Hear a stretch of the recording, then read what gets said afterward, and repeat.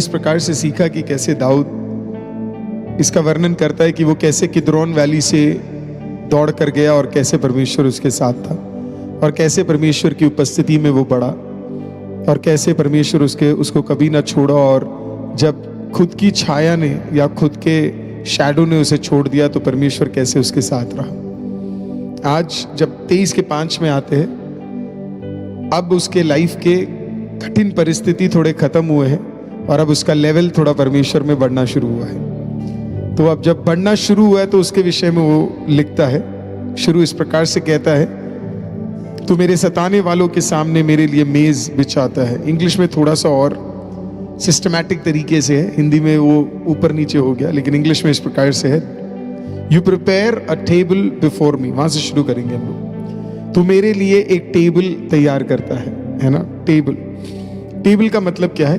तू मेरे लिए एक टेबल तैयार करता है। तो उस जमाने में जब टेबल का विषय होता था तो उसका मतलब क्या होता था? उसका मतलब ये है कि एक खाने का टेबल परमेश्वर क्या कर रहा है? तैयार करता है ना। जब भी टेबल वर्ड बाइबल के अंदर अधिकतर यहूदी परंपरा में यूज होता है तो उसका मतलब यही है कि एक खाने का टेबल तैयार किया जा रहा है। अब आप सोचिए कि आप पूरे दिन के काम के बाद आप वापस आ रहे हैं और जब वापस आ रहे हैं तो एक बड़ा ही है ना, आप आते हैं तो किचन में अलग ही स्मेल है, बढ़िया सा है ना, खाने का जबरदस्त स्मेल है। तो आप थके हुए हैं, आप बहुत टायर्ड है, बहुत ज्यादा स्ट्रेस था और आप जैसे ही घर पहुंचते बढ़िया स्मेल है और आपकी वाइफ या फिर आपके घर में हस्बैंड खाना बनाते हो, उल्टा भी हो सकता है ना, वाइफ काम से आ रही है और हस्बैंड खाना तैयार कर रहा हो, तो इसमें कुछ गलत बात नहीं है। हस्बैंडों को भी कभी कभी खाना बना लेना चाहिए, तो उल्टा भी हो सकता है, ठीक है। तो बच्चे भी बना सकते हैं अपने माँ बाप के लिए, अगर घर में दोनों माँ बाप काम करने वाले हैं तो बच्चे भी तैयार कर सकते हैं या बच्चे के लिए माँ बाप भी तैयार कर रहे हैं। अब सोचिए जरा, आप घर पे आ रहे हैं, आप टायर्ड है, आप पूरे दिन मेहनत करके आए और अचानक आप अपने घर पे पहुंचते, भयंकर सुगंध आती है और फिर आपकी मदर या आपकी वाइफ या आपके हस्बैंड या जो भी आपके घर में, वो कहते कि जल्दी से फ्रेश हो जाओ और मैं आपके लिए टेबल तैयार कर रही हूँ, आप देखो। और फिर आप जब मुंह धोकर आप पहुंचते हो तो टेबल पे माय गॉड अलग ही स्प्रेड लगा हुआ है ना। वहाँ पे एक स्टार्टर सी लगा हुआ है, बिल्कुल तंदूरी चिकन से शुरू हो रहा है और फिर उसके बाद मलाई टिक्का है चिकन वाला, फिर उसके बाद वेजिटेरियन भी थोड़ा बहुत दे दिया आपको। आप तो मसीह हो तो मुझे लगता नहीं आप में से कोई वेजिटेरियन इसमें होगा।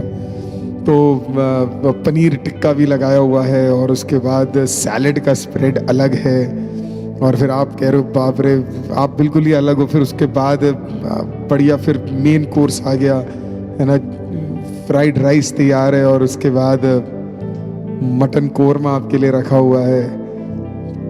शुक्र है ये फास्टिंग प्रेयर नहीं है। और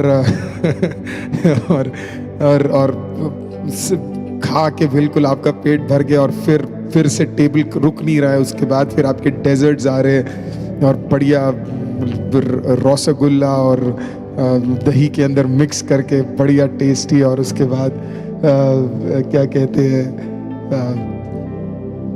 हाँ, गाजर का हलवा। ये सब बोल रहे इधर जो बैठे हुए हैं, कुछ ना कुछ जो भी उन्हें चाहिए जिंदगी में, और सब आपको मिल रहा है। सोचिए आप कितने ज्यादा सेटिस्फाइड होंगे उस दिन। क्या आपको याद रहेगा दिन का प्रॉब्लम क्या था? जब खाना ही इतना बढ़िया बनेगा तो सोचिए जरा, पूरे दिन का प्रॉब्लम आप भूल जाओगे, है ना। इतना भर जाएगा पेट की बस एक ही चीज याद आएगा, चलो दुआ करते और उसके बाद सोते हैं करके। इसी प्रकार से है, परमेश्वर कहता है, दाऊद कहता है कि वो मेरे लिए क्या करता है? एक मेज को बिछाता है ना। You prepare a table before मी। अब खाना तो समझ आ गया। अब इसमें सबसे खूबसूरत चीज पता है क्या है? इसमें सबसे खूबसूरत चीज ये है कि दाऊद कह रहा है मेरे लिए टेबल तैयार कौन कर रहा है? मेरे लिए टेबल प्रभु तैयार कर रहा है, वो है सबसे सुंदर। You prepare a table before मी। कौन तैयार कर रहा है? परमेश्वर तैयार कर रहा है। और सबसे खूबसूरत बात इस वर्स में लिखा है, you prepare a table before मी। ये ना पास्ट टेंस है और ना फ्यूचर टेंस है, ये एक्चुअली प्रेजेंट टेंस है। इसका मतलब आज तू मेरे लिए क्या प्रिपेयर कर रहा है? एक टेबल को तैयार कर रहा है। मतलब आज जो मुझे जरूरत है है ना। क्यों दाऊद ने कहा आज मेरे लिए टेबल तैयार कर रहा है? क्योंकि परमेश्वर हर दिन की जरूरतों को पूरा करने वाला परमेश्वर है। इसी के लिए तो नए नियम में प्रभु यीशु मसीह ने भी इस वाक्य को कोट किया था कि नहीं किया था? इसी के लिए लिखा है ना, तुम कल की चिंता क्यों करते हो जब कल की चिंता खुद अपनी चिंता कर सकता है ना। क्या खाते हो, क्या पीते हो, इसकी क्या टेंशन ले रहे हो? हालेलुया। सबसे पहले राज्य और नीति की खोज करो, बाकी तो सब तुम्हें मिल जाएगा। कहने का तात्पर्य, जो आज जरूरत है, आज का टेबल खुदा बाप आपके लिए तैयार कर चुका है। आज की जरूरत खुदा बाप आपके लिए तैयार कर चुका है। आज जो चाहिए, आप थके मांदे आओगे, खुदा बाप ने चीजों को तैयार करके रखा है।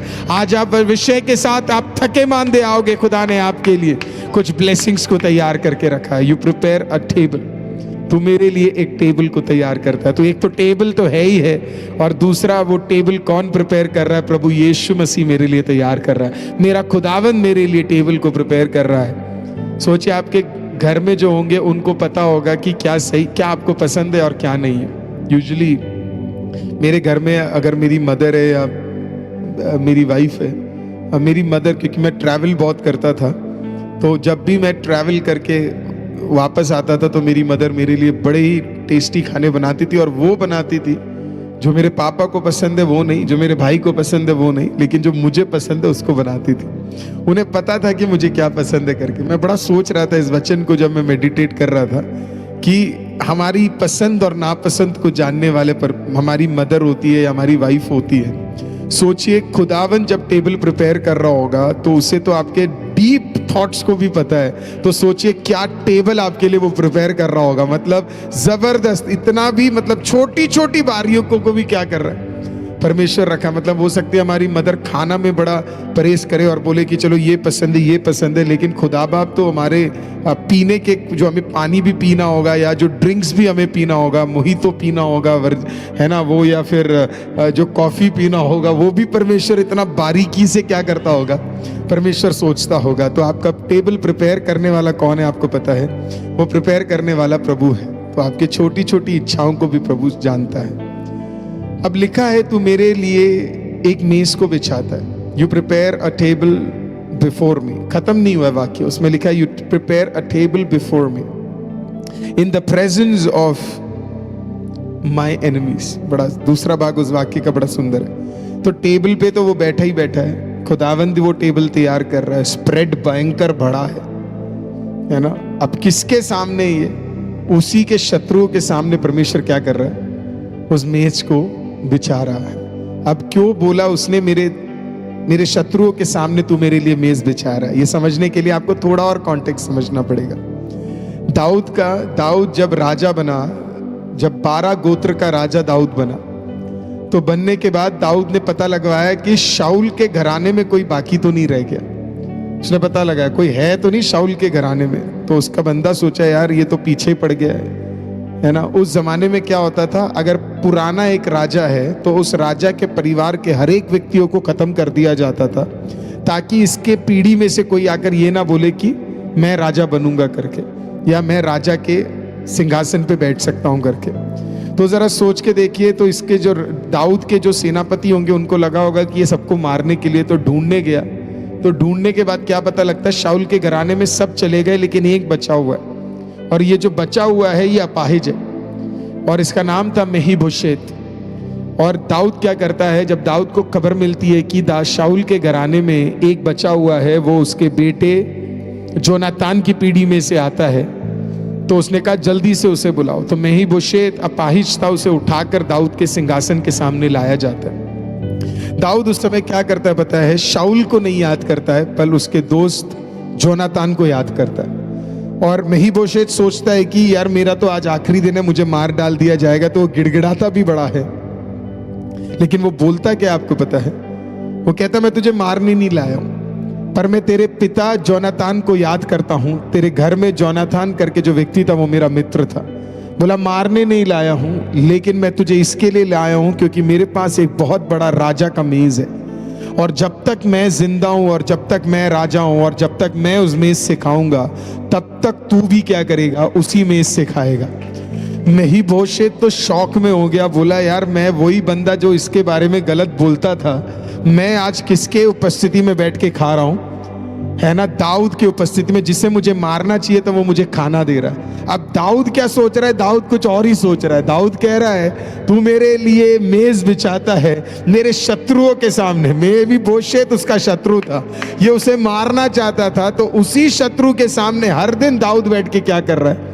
खाना खा रहा है, और अपने आप को रियलाइज कर रहा है कि परमेश्वर मुझे उस लेवल तक लेकर आ गया है कि मेरे शत्रु मेरे ही, जो खुदा ने मुझे दिया है उसी में से वो निवाला खा रहे हैं। हालेलुया। खुदावन सिर्फ आपको उठाता नहीं है प्रियो, वो जब आपको उठाएगा ना तो आपके शत्रुओं के सामने आपको उठाएगा। जिन्होंने आपका मजाक उड़ाया, जिन्होंने आपको नीचा किया, जिन्होंने है ना आपके बारे में बुरा बोला, उन्हीं के सामने परमेश्वर आपको बढ़ाएगा। मैं हमेशा बोलता हूं, जिस राज्य में और जिस देश में और जिस गली में तेरा ठट्टा हुआ है ना, उसी जगह पे खुदा तुझे उठाने जा रहा है। आप मुंबई से, खुदा बाप आपको मुंबई में ही उठाएगा। आप दिल्ली में ही आपको उठाएगा। कहीं बाहर जाने की जरूरत नहीं है, कहीं दौड़ने की जरूरत नहीं है आपको। जहां आपका मजाक उड़ा उसी देश के लोग आपके बारे में बढ़ोतरी कहेंगे। हालेलुया। दाऊद को जिस सिंहासन में मजाक उड़ाया गया, जिस घर में हालेलुया उसको नीचा किया गया, उसी घर में आमीन जहां पे शत्रु उसके खिलाफ थे, उसी घर में क्या है? परमेश्वर ने उसे बिठाया। तो वो परमेश्वर के उपस्थिति में कहता है, वो मेरे सताने वालों के सामने मेरे लिए मेज बिछाता है। कौन बिछाता है? वो बिछाता है। तो टेबल क्या है? परमेश्वर तेरे लिए, आपके लिए एक बड़े स्प्रेड को तैयार कर रहा है।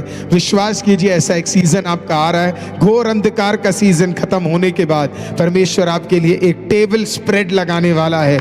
और फिर जब लगाएगा, बाप रे, मजा आने वाला है, क्योंकि तेरे शत्रु भी उसमें से आएंगे और वो भी उसमें से खाएंगे। वो भी कहेंगे, बाप रे, वो कैसे बोलूं मैं आपको, कुछ रिश्तेदार होते हैं ना जिन्होंने आपका बड़ा मजाक उड़ाया, आपके बच्चों का बड़ा मजाक उड़ाया है ना, वो भी आएंगे आपके मेज से खाने के लिए, है ना। और वो भी वहीं बैठ के बोलेंगे, क्या स्प्रेड है यार, ये कैसे, इसको वो खाना पचेगा भी नहीं इनको स्पेशल 2-3 पैकेट इनो देना पड़ेगा, है ना, तब जाके पचेगा। लेकिन वही है परमेश्वर, हालेलुया। जब वो अपने पे आ जाता है, अपने बच्चों को उठाने पे, तो खुदा बाप ऐसे उठाता है कि उनके शत्रुओं के सामने ही खुदा बाप उन्हें उठाने जा रहा है। सो टेबल पहला था, you prepare a table before me in the presence of my enemy. अगला है ऑयल। इंग्लिश में लिखा है, thou anoint my head with oil. तू मेरे, लिखा तू मेरे सिर पर तेल मलता है। अब दूसरा चीज वो याद रखता है, वो दिन जब खुदा बाप ने उसको ऑयल से अभिषेक किया था। आपको पता है, पुराने जमाने में सबके ऊपर अभिषेक का तेल नहीं लगाया जाता था, सबके ऊपर वो स्प्रेड नहीं किया जाता था। वो स्पेशल कार्यों के लिए वो ऑयल स्प्रेड किया जाता था। अब दाऊद को अच्छी तरह पता है कि ये जब शमूएल उसके पास ऑयल लगाने आया, तो उससे पहले दाऊद के पास लाइफ में बड़े पर्पसेस नहीं थे। ऐसा कुछ पर्पस नहीं था कि जिसके कारण वो कुछ कार्य कर सके, क्योंकि दाऊद के घर में सिर्फ उसके भाइयों को ही प्रथम स्थान मिलता था और उन्हीं के लाइफ में पर्पस दिखता था। ऑयल का मतलब क्या है? ऑयल का मतलब है, जब ऑयल आपके ऊपर लगाया जाता है पुराने जमाने में, तो वो पर्पस को दिखाता है, वो आपकी कॉलिंग को दिखाता है। तो जो ऑयल है, इट शोज कि आपकी लाइफ का पर्पस क्या है और आपके लाइफ का कॉलिंग क्या है। अब देखिए जरा, दाऊद को लगा कि उसके लाइफ का शायद कॉलिंग सिर्फ चरवाहा रहना था, अपने बाप के भेड़ों को संभालना था। लेकिन सोचिए, उस दिन जब वहां पे शमूएल पहुंचा और उस ऑयल को उस सर पे लगाया, उस दिन दाऊद को समझ आया मेरे लाइफ का पर्पस क्या है। मेरे लाइफ का पर्पस सिर्फ कुछ भेड़ों को संभालना नहीं है, पर इजराइल में क्या करना है। हालेलुया। जितने लोग हैं उन्हें संभालना है। मेरा पर्पस एक राजा बनना है। मेरा पर्पस इजराइल को प्रोटेक्ट करना है परमेश्वर की अगुवाई में। हालेलुया। काफी बार हमारे लाइफ में हमें लगता है कि हमारे लाइफ का पर्पस क्या है, लेकिन हमारे लाइफ का पर्पस जिस दिन परमेश्वर में अनॉइंट करता है, उस दिन हमें अपने लाइफ का पर्पस पता लगता है। ऑयल के विषय में भजन संगीता 133, सैम्स 133, उसका 1 और 2 बड़ा सुंदर कहता है। सैम्स 133 में एक व्यक्ति के बारे में बताया जाता है जिसका नाम आहरोन है, और इस प्रकार से बताया जाता है, देखो यह क्या ही भली और मनोहर बात है कि भाई लोग आपस में मिल रहे हैं। यह तो उस उत्तम तेल के समान है जो हारून के सिर पर डाला गया था और उसकी दाढ़ी पर बहकर उसके वस्त्र की छोर तक पहुंच गया था। पुराने ज़माने में जब ऑयल डाला जाता था तो आज जैसे हम लोग एक सर पे एक छोटा सा टच कर देते, उस तरीके से नहीं था, क्योंकि ऑयल कम लोगों पे डाला जाता था। तो या तो कुप्पी में भरकर तेल लेके आया जाता था, नहीं तो सींग के अंदर तेल लाया जाता था। और क्या करते थे, इसे सर के ऊपर डाला जाता था और इतना डाला जाता था कि उस व्यक्ति के पूरे वस्त्र पे क्या है वो ऑयल बह जाता था। वो इस चीज का वर्णन करता था कि ये व्यक्ति अब 100% परमेश्वर के पर्पस और कॉलिंग के अंदर आ चुका है।